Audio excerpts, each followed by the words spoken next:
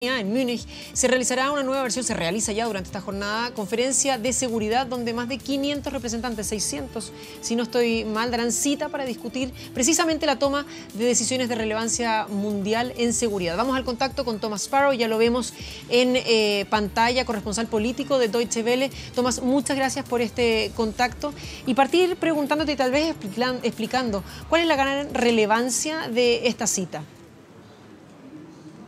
Un saludo desde Múnich para todos ustedes, y cuando uno se pregunta cuál es la relevancia de esta cita, uno tiene, para empezar, tiene que decir el número de personas que están acá, el número de políticos. Estamos hablando de unos 35 jefes de Estado y de gobierno, estamos hablando de unos 80 ministros de Exteriores y de Defensa, además de cientos de expertos en temas de seguridad. Entonces ese es el principal elemento, y todas estas personas que he mencionado van a estar debatiendo algunas de las crisis más importantes a nivel internacional. Si hablamos específicamente de algunas, por ejemplo, el tema en África, en el Sahel, o el tema de Medio Oriente, son temas claves que van a estar tratándose acá, pero también el tema más global, por ejemplo, cómo el cambio climático afecta la seguridad, o el tema de ciberseguridad, son temas que también van a ser discutidos aquí. Los organizadores han dicho de antemano que uno de los grandes problemas es que hay varias crisis a nivel internacional y también hay un vacío en el liderazgo a nivel internacional, y que ese vacío de liderazgo se da, o sea, ha agravado en parte por el liderazgo a nivel local de Donald Trump en Estados Unidos y de sus políticas de America First o Estados Unidos primero. Entonces, los temas que ustedes mencionaban antes de nuestra conexión, el tema de Donald Trump, por ejemplo, con su muro, o el tema de Brexit y las políticas de Reino Unido también mirando hacia sí mismo y no hacia el exterior, todos estos son temas que van a estar discutiéndose aquí en los próximos 3 días en la ciudad alemana de Múnich. Precisamente, Thomas, muy buenos días. A propósito de esa falta de liderazgo internacional de Estados Unidos que se va a analizar en esta cumbre, ¿cuál es el rol que puede jugar Europa? Sobre todo cuando se está discutiendo hace ya un buen tiempo el tema de la posibilidad de un ejército europeo para velar por la seguridad de la Unión Europea, algo que, por cierto, Estados Unidos y Donald Trump han criticado reiteradamente. ¿Cuál es el rol que Europa podría jugar o que se va a analizar para el futuro cercano?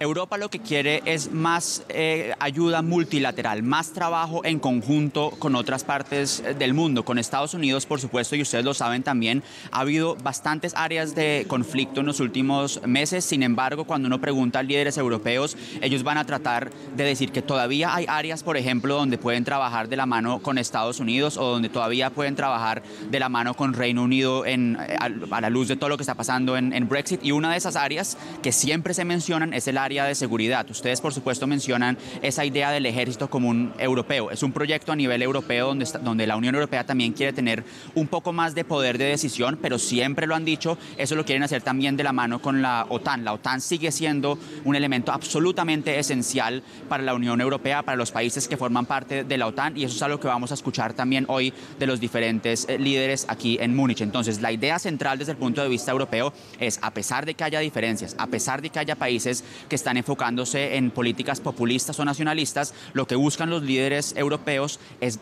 medidas a nivel multilateral para trabajar conjuntamente con otros países en los temas más grandes a nivel de seguridad.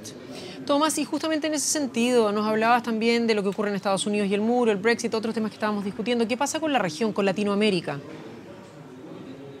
Esa es una excelente pregunta, porque justamente una pregunta: ¿por qué no se discute el tema de Venezuela abiertamente? Si estamos hablando de crisis internacionales, ¿por qué el tema de Venezuela no aparece en la agenda? La respuesta es que, si bien no está en la agenda oficial, el tema de Venezuela muy probablemente se va a estar discutiendo en reuniones privadas que se realicen también alrededor de la conferencia. Eso es algo importante en la conferencia de Múnich, porque no se trata solamente de lo que pase en los paneles y en los discursos y en las discusiones, sino que aquí también, y ese es uno de los objetivos claves de la conferencia, se realizan paneles privados entre las diferentes delegaciones, y eso es muy probable desde ese punto de vista que uno de los temas que se discutan sea el tema de Venezuela. Entonces, me parece excelente que hayan preguntado por la región, porque también es una pregunta que nos hemos hecho nosotros, y la respuesta es que es probablemente un tema que se discutirá a nivel privado entre las diferentes delegaciones. Claro, además varios países europeos en los últimos días se han manifestado en torno a la situación de Venezuela, tomando posición, incluso una gran cantidad de países apoyando al gobierno transitorio o la presidencia encargada de Juan Guaidó. O sea, no han estado ajenos desde la comunidad europea y los gobiernos de Europa a lo que se vive en Venezuela, ¿verdad? O sea, es un tema que tiene que estar presente, sin dudas. Absolutamente. Si ustedes miran lo que ha pasado en las últimas semanas desde el punto de vista europeo, Europa ha estado muy pendiente de lo que ocurre en Venezuela, tanto desde el punto de vista de la Unión Europea como desde el punto de vista de los gobiernos específicos. Casi todos han dicho cuál es su posición específica en este caso. En muchos casos han hablado, como ustedes bien dicen, del apoyo al señor Guaidó. Entonces, desde esa perspectiva, sí, claro, el tema de Venezuela tiene que estar aquí. Aunque no esté oficialmente en la agenda, estamos casi seguros de que se va a estar discutiendo en los diferentes planos. Y es muy probable que así no se discuta de manera oficial. También periodistas estemos preguntando constantemente por las posiciones en cuanto a Venezuela, porque este es precisamente un foro donde los diferentes actores pueden tratar de tomar decisiones en cuanto a Venezuela, pueden tratar de reunirse para ver cómo hacen para que la situación, no solamente en Venezuela, sino los efectos que se ven en el resto de la región, desde Colombia, Brasil o en otras partes de la región, también puedan analizarse y entenderse de manera mucho más regional. La crisis en Venezuela no es solamente una crisis en Venezuela, es una crisis a nivel regional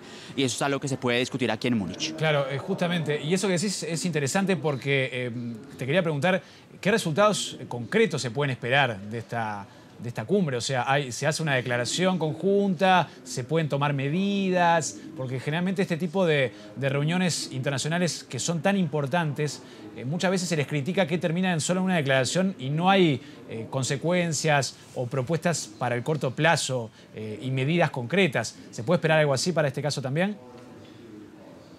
De hecho, no. Y eso es una cosa muy clara que se ha dejado desde el principio. No se trata de tener un comunicado al final en el que todos se ponen de acuerdo en algunas palabras o frases específicas. La idea aquí es precisamente de ofrecer una plataforma mucho más informal para que las personas y los políticos puedan reunirse no solamente en esos paneles que les estoy hablando, sino también de manera privada entre las diferentes delegaciones. Entonces, no hay un comunicado al final, y cuando se les ha criticado eso a los organizadores han dicho que precisamente ese es el punto bueno de la Conferencia de Seguridad de Múnich, que no tienen la presión de sacar un comunicado al final, sino que es más bien una plataforma en la que ellos ofrecen puntos de discusión, puntos de debate, que luego, más adelante, quizás en varios años, puedan llegar a buen término en conjunto con otras discusiones similares, con otros debates similares en diferentes partes del mundo. Entonces, es un punto clave el que ustedes dicen, porque nos lo han preguntado varias veces, ¿por qué no hay un comunicado final? Y la respuesta es que es una política clara de los organizadores acá en Múnich,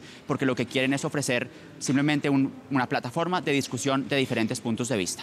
Tomás, perdón, y justamente en ese escenario, en esa discusión, ¿qué tanto podríamos esperar que, no quiero decir que se filtre porque no es que haya un secreto de por medio, pero que podamos ir teniendo algunas de las opiniones que se van discutiendo a través de las redes sociales? Y con esto hablo porque hemos visto como en el último tiempo grandes líderes usan justamente Twitter, por ejemplo, para poder comunicar a sus ciudadanos y al mundo pareceres o puntos de vista.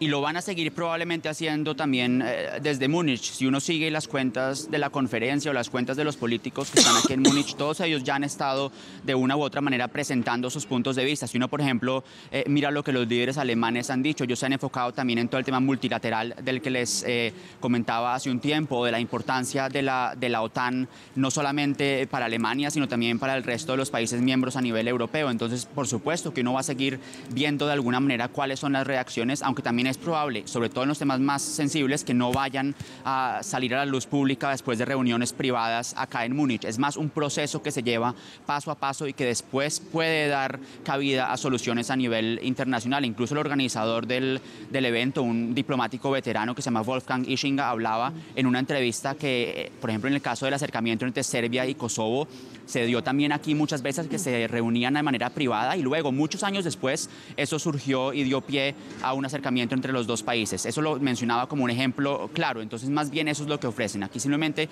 una oportunidad para que se reúnan los diferentes líderes. Entiendo perfectamente que hay críticas, que muchas personas dicen, bueno, pero debería haber no solamente un comunicado, sino que debería haber también soluciones concretas. Pero a final de cuentas, lo que los organizadores dicen es, podemos atraer también personas acá, podemos atraer políticos de alto nivel si logramos decirles que ellos van a tener, por un lado, la posibilidad de participar en los paneles y en los foros abiertos, y por el otro lado, con sus delegaciones, de reunirse para hablar de diferentes temas. Tomás Spar, muchas gracias por habernos acompañado, por habernos entregado esta información y que sea un éxito este fin de semana de reuniones para la información allá en Europa. Vamos a estar muy pendientes. Gracias, Tomás. Muchas gracias a ustedes. Buenas tardes. Buenas tardes. Ya para ellos, buenos días para nosotros todavía, Nacho. Sí. Y ¿sabes qué? No sé si tenemos las imágenes, si es que las tenemos, las podemos usar. Veíamos en el fondo el hotel donde se va a realizar esta conferencia en Múnich, ese justamente, sí. el Bayerischer Hof. Y estaba leyendo que se hace siempre en este hotel por una característica en particular. Imagino que es una muy buena instalación, pero a lo que voy es que tiene muchos pasillos, recovecos, bifurcaciones, escaleras en las cuales estas relaciones diplomáticas no necesariamente tienen que pasar por frente de los ojos de la prensa o por frente de los ojos de otros mandatarios, sino que incluso hablan de la alfombra que amortigua los pasos y entonces no se escucha cuando se va caminando o quién conversa con quién. Claro. Así es que hay una trascendencia un poco mayor de por qué se hacen este Bayerischer Hof. Estas reuniones que duran aproximadamente 30 minutos y que van a estar llevándose a cabo hasta el domingo. Y que tiene un gran despliegue de seguridad, Caro, ¿no? Sí, Este bueno. evento, el año pasado hubo, según medios alemanes, unos 4.000 agentes dispuestos para proteger la conferencia y la cifra se va a mantener este año, según informó la policía local.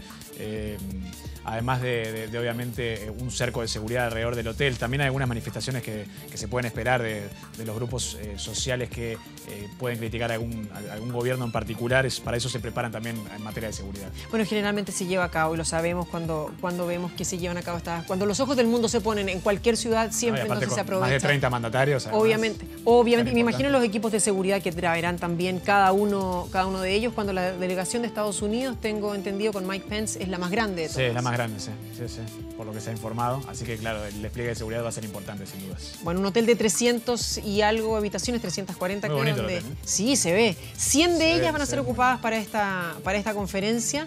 Así es que, pobres los otros pasajeros que estén ahí, porque me imagino lo complicado que va a ser entrar y salir cada vez desde el hotel y las instalaciones. Productos, sí, productos justamente de lo que se trata. Seguros van a estar. Sí, sí. Bueno, no sé se si supone. Se supone No sé si quieres o no quieres estar en esas situaciones, ¿no?